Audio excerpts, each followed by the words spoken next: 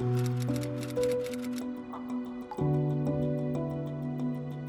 the remote hills of Sindhupalchok, a new wave of hope is rising. Since 2022, Heart of Nepal has been working with marginalized Dalit and indigenous women and children in Ward 7 and 12 of Indravati Rural Municipality, supporting their journey towards social and economic empowerment. Heart of नेपालले 2022 देखि चाहिँ हामीलाई continue रूपमा चाहिँ धेरैवटा काममा चाहिँ सहयोग गर्दै आइरहेको छ। जस्तै हामीलाई विद्यार्थीहरूको लागि पर हेड 20 रुपैयाँ दरले चाहिँ विद्यार्थीहरूलाई खाजाको दिपा खाजाको लागि सहयोग गरिएको छ। अर्को चाहिँ ट्युसन शिक्षकहरूको लागि पनि सहयोग गरिएको छ। ती विद्यार्थीहरूलाई चाहिँ अलिकति घरमा होमवर्क गर्न नसक्नेहरू, घरमा कोही नभएका बालबच्चाहरूको लागि चाहिँ ट्युसन शिक्षकहरूले पनि त्यहाँ चाहिँ सहयोग गरिदिरहेको छ। यो समुदायमा चाहिँ दलित र जनजातिको अलिक बाहुल्यता बढी छ।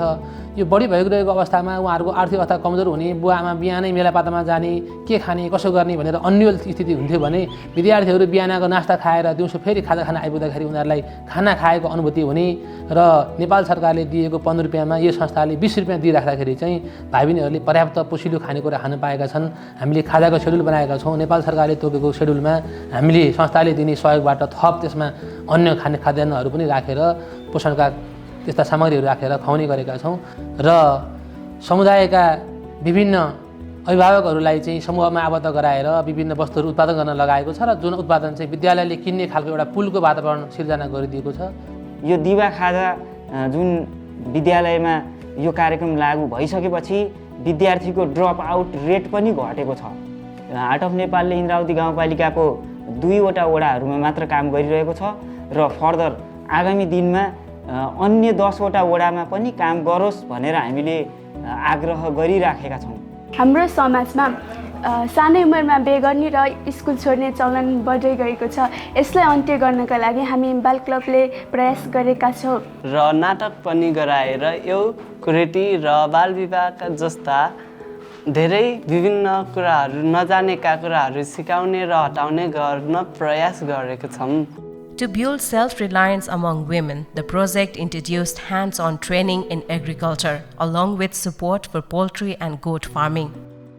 पिछडिएको वर्ग हरेक पेसाको दिन शिक्षा दिन हरेक कुरामा चाहिँ एकदम अलिकति पछाडि नै छ एउटा यो माझी समुदाय र दनर समुदाय, जुन समुदायमा चाहिँ एउटा महिलालाई माथिल्लो उस्तमा लानको लागि एउटा सिपमूलक कार्यक्रम अथवा आर्थिक हिसाबले त्यो पनि गर्नु भएको छ। पहिला हामीलाई त्यति थाहा थिएन, उहाँले तालिम नदिन्जेलसम्म कुखुरा लिएर आयो, राख्यो, दाना पानी हालिदियो, त्यसपछि अब छैन दाना पानी दिएको छँदैछ, खान्छ, अब बस्छ भन्ने हुन्थ्यो। अब कुन टाइममा अब त्यस्तो भ्याक्सिनहरू दिनुपर्छ त्यस्तो भन्ने थाहा भयो।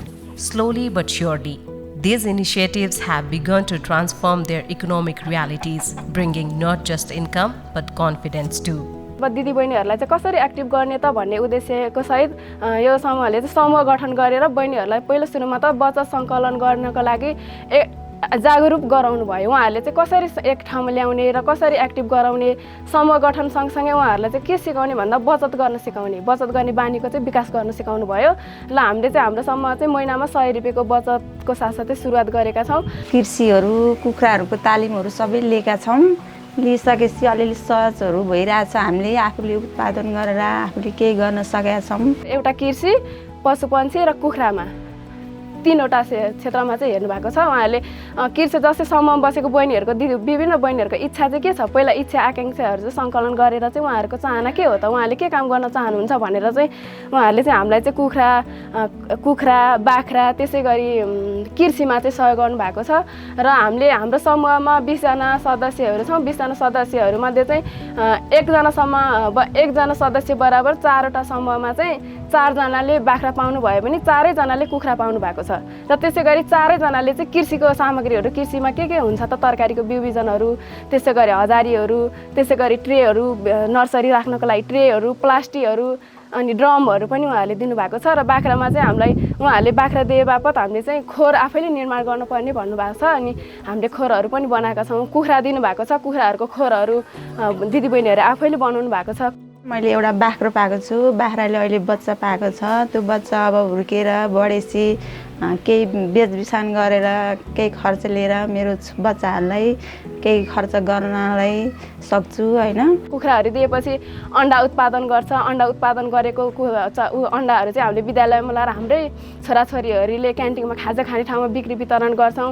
र साथसाथै त्यो कुखुरा अन्डा भइसकेपछि हामीले त्यो कुखुरालाई चाहिँ के गर्ने भन्दा मासुको रूपमा पनि हामीले विद्यालयमै लगेर बेच्ने गरेका छौँ। विद्यालयमा बालबालिकाहरूलाई ड्रेस, स्टेसनरी सपोर्ट अनि खाजाले गर्दाखेरि विद्यालयमा बच्चाहरू चाहिँ रेगुलर हुने, उनीहरूको शैक्षिक स्तर राम्रो भएको छ। घरमा अब खर्चहरू आत्मनिर्भरता हुने बनाउनु भएको छ होइन।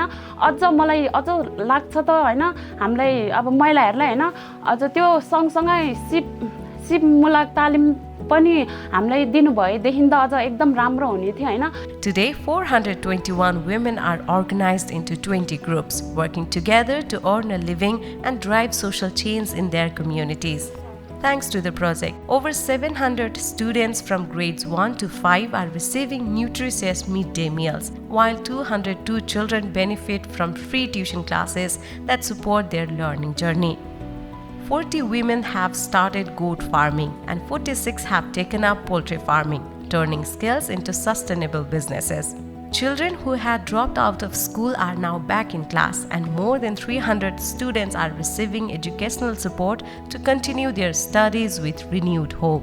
Heart of Nepal's efforts have laid a strong foundation for sustainable development in Indravati Rural Municipality. Also, we express our heartfelt gratitude to partner organizations and individuals who have supported and contributed to this mission.